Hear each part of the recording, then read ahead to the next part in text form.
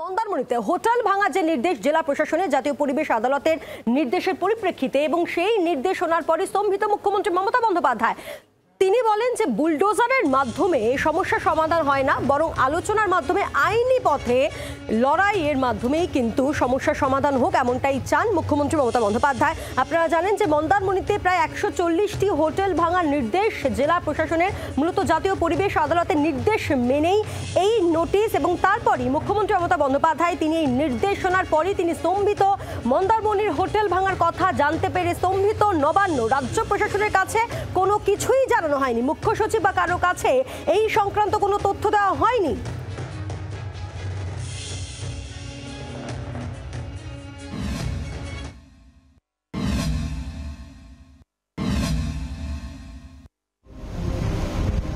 কলকাতা থেকে ঘণ্টা পাঁচেক দূরেই মন্দারমণি।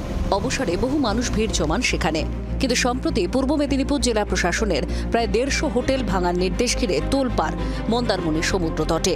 কেন ভাঙা হবে হোটেলগুলো, এই নিয়ে কেন্দ্রের কোর্টেই বল ঠেলেছেন রাজ্যের প্রাক্তন মন্ত্রী অখিল গিরি। বেআইনি নির্মাণের কারণে মন্দারমণির 140টি হোটেল ভাঙার নির্দেশ দিয়েছে জেলা প্রশাসন। কোস্টাল রেগুলেশন জোনের মধ্যে তৈরি হওয়া হোটেলগুলি ভাঙার নির্দেশ দিয়েছে জাতীয় পরিবেশ আদালত। পূর্ব মেদিনীপুর জেলা প্রশাসন সূত্রে খবর, আরও 30টি হোটেলকে চিহ্নিত করে নোটিশ ধরানো হবে। জেলা প্রশাসনের নোটিশে মাথায় হাত হোটেল মালিকদের, তারা দ্বারস্থ হয়েছেন হাইকোর্টের। এই খবর পেয়ে স্তম্ভিত মুখ্যমন্ত্রী মমতা বন্দ্যোপাধ্যায়। বিষয়টি সম্পর্কে রাজ্য প্রশাসনের কাছে কোনো খবর নেই, মুখ্য সচিব বা কারো কাছে এ সংক্রান্ত কোনো তথ্যও দেওয়া হয়নি। তবে বুলডোজারের মাধ্যমে এভাবে সমস্যার সমাধান করা ঠিক নয় বলে মনে করছেন মুখ্যমন্ত্রী। আইনি লড়াইয়ের মাধ্যমে সমস্যার সমাধান হোক, এমনটাই চান মুখ্যমন্ত্রী। জাতীয় পরিবেশ আদালতের এই নির্দেশ রাজ্যে জানা নেই বলে দাবি করেছেন রামনগরের তৃণমূল বিধায়ক তথা প্রাক্তন মন্ত্রী অখিল গিরি। বিষয়টি নিয়ে কেন্দ্রের দিকে আঙুল তুলেছেন তিনি। মুখ্যমন্ত্রী সরাসরি বলেছেন যে এই সিদ্ধান্ত আমরা জানি না, রাজ্য প্রশাসন জানে না, মুখ্যমন্ত্রী জানে না, মুখ্য সচিব জানে না। এই সিদ্ধান্ত কে বা কারা নিয়েছে আমরা জানি না। রাজ্য সরকারকে অন্ধকারে রেখে এই সিদ্ধান্ত যারা নিয়েছে, রাজ্য সরকার কোনো হোটেল ভাঙতে চান না, পরিষ্কারভাবে মুখ্যমন্ত্রী কথা বলেছেন। আমি ওনার নাম কোট করেই বলছি। ঢেউ থেকে কতটা দূরত্বে ফাঁকা থাকবে সেটা কেন্দ্রীয় সরকার পরিমাপ করবে। এটা কেন্দ্রীয় সরকারের অবহেলা, এবং কেন্দ্রীয় সরকার এটা কোনোভাবেই গুরুত্ব না দিয়ে সিআরজেডটা নির্ধারিত করছেন না।